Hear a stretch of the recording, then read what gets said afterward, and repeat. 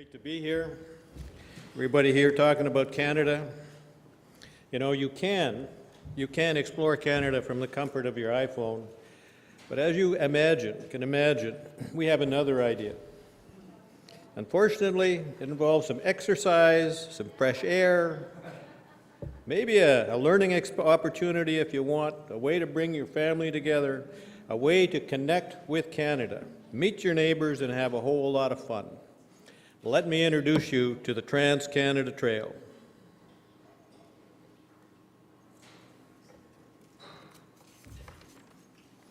A few years ago at the Trans-Canada Trail AGM in Edmonton, a Manitoba Métis group told their story about recreating a Red River cart journey from Winnipeg to Batoche, Saskatchewan. If you know your Métis history, and I know there's a lot of people here that do, this is a historic journey, and all of it on the Trans-Canada Trail. The presenters were all men, they were big men, they had hand-built the Red River carts, they were all dressed in black, wearing black cowboy hats.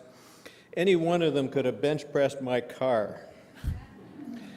Their journey was an emotional one, it was a life-changing experience. Every night, local community people would join them for fireside gatherings and storytelling. Presenters used the phrase several times, "You don't know what a powerful thing you have created with this trail." By the time they were finished their story, they all had tears in their eyes, and so did the rest of us. I'd like to thank the CBC, my fellow 2017 Starts Now collaborators, for organizing this conference, and I am delighted to be part of this discussion about how to celebrate Canada 150.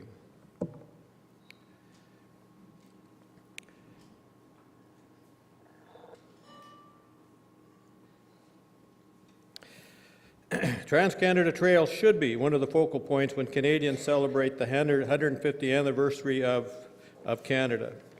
There are nearly already 17,000 kilometers of Trans-Canada Trail in our country, with sections in every province and territory, but we still have more than 6,000 kilometers to go before the trail is connected from coast to coast to coast. Our dream, the Trans-Canada Trail, this audacious goal of ours, is to connect those last 6,200 kilometers and literally connect all Canadians by 2017. Our plan is for Canadians to celebrate Canada 150 on the Trans-Canada Trail and do it together. It's the kind of boldness and daring we need to galvanize our nation as we look forward. It's part of our Canadian identity and history. Just like the adventurers amongst our country's early peoples and settlers, our trail builders are gutsy and determined. Since inception in 1992, more than 400 local organizations, thousands of volunteers have taken up the challenge and have dedicated countless hours to building trail and achieving that dream to connect Canadians in this very powerful way. The TCT is built by small trail groups across Canada. It's being built by your neighbors and being built by your friends. And they are faced with complexities that would challenge most large institutions. They navigate through uneven moraine, dense boreal forests, steep escarpments, rapidly rising water, skin-blistering sun, occasional mosquito. And that's just here in Manitoba. They also have to plan and build under very trying circumstances. Building trail requires partnering, financing, relationship building, promotion, marketing. It's all done with limited resources. Nobody, you can appreciate, can actually do this. It's mission impossible. Think of it. Volunteers building a trail across Canada. Even with all the resources we had at our disposal to build a transcontinental railway and later a national highway, it was still a nearly impossible job. And we want to build a national trail with volunteers and donations. You would be right to be skeptical, because it is impossible, and yet it happens. And it is happening because Trans-Canada Trail builders are bold and daring. Like they say, logic will get you from A to B, but your imagination will take you anywhere. Once fully connected, the Trans-Canada Trail will be synonymous with Canadian identity. It's synonymous with the Canadian identity as the Beaver, the Voyageurs, the Maple Leaf, hockey. And the trail doesn't just connect us to each other, it connects us with our past. That is an essential journey for all of us as Canadian citizens to build for future generations. Here in Manitoba, the Trans-Canada Trail highlights the cultural diversity of our province's earliest residents. Manitoba is almost fully connected, I'm proud to say, thanks to the hard work of Trails Manitoba and its dedicated volunteers. That's the Whiteshell Bridge you're looking at out in the Whiteshell, built 2 years ago. Remarkable. The trail takes us near Hutterite, Franco-Manitoban, First Nations, and Métis communities, connecting paths and roadways that were once traversed by either horse and buggy or moccasin, emphasizing our province's multicultural heritage. We are a nation who draws its strength from diversity, as you've heard from several other speakers this morning. Our trails, like the Crow Wing Trail, which stretches from Upper Fort Garry to St. Paul, Minnesota, along the east side of the Red River Valley, retraces the trading routes that sustained our fledgling province. The Border to Beaches Trail follows the footsteps of the Voyageur and their trading posts from the sun and sand of Lake Winnipeg beaches to the Ontario border.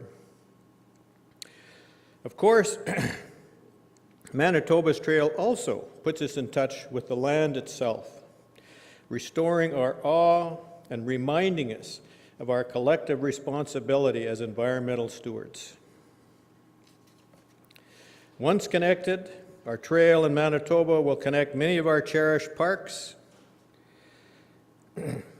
Duck Mountain, Assisipi Provincial Park, Spruce Woods, the Old Pinawa Dam, Grand Beach, and Whiteshell. Trail users in Manitoba can trek through the marshlands and prairie, past acres of wheat and sunflowers, through mixed forests of trembling aspen, black spruce, and balsam fir, and even the desert-like terrain where the cacti grow. And those are just the Trans-Canada Trail experiences in Manitoba. You can discover it, the Trans-Canada Trail, from Victoria, Inuvik to St. John's, and once it's fully connected, experience our entire country.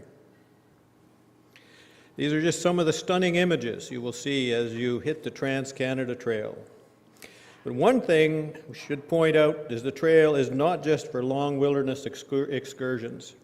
The Trans-Canada Trail lies within 30 minutes of 80% of Canadians and connects over 1,000 communities. Some of the sections are wheelchair accessible and multi-use. Canadians will have the choice to roll, hike, walk, horseback ride, snowmobile, cycle, or ski. Trans-Canada Trail is more than a visionary, iconic project. It's an incredibly level-headed, practical thing to build. Much like the theme of this conference, I contend that celebrating the Trans-Canada Trail in 2017 starts now. First, go to our website, tcttrail.ca, and explore our interactive map. Second, get involved. Create a legacy. Help us build the last 6,000 kilometers of trail. Your donations will support the hundreds of volunteers across this country. And finally, once the trail is fully connected from the Beaufort Sea to the Pacific to the Atlantic on Canada Day 2017, let's get out there and celebrate our accomplishments together. Why not have an enormous block party with Canadians in every part of the country out on the trail? Let's hold hands across every border. Let's hold hands. You're not holding hands. Let's literally connect Canadians across the country. To me, for a people whose way of life is so closely interwoven with the land, I can think of no better way of celebrating our 150th anniversary than to pay homage to it and to each other by connecting with it. Now, I think it's okay to take Via Rail once in a while. Where's our... But really, you want to see this country, you got to put boots on the ground. Maybe we can collaborate with that. Manitoba on Canada Day 2017, I'll be out on the Trans-Canada Trail, be thinking of my fellow Canadians enjoying the Galloping Goose Trail in British Columbia, the Banff Legacy Trail in Alberta, the Salt Marsh Trail in Nova Scotia, the Grand Course Trail in Newfoundland. Trans-Canada Trail is about connecting communities, meeting your neighbors, experiencing the landscape. Our job at the TCT is to have the trail connected from one end of the country to the other by 2017. Your opportunity is to get out and experience this country in a way that'll put a little spring in your step and a smile on your face. In 2017, explore Canada on the Trans-Canada Trail. It's a good thing. Thank you.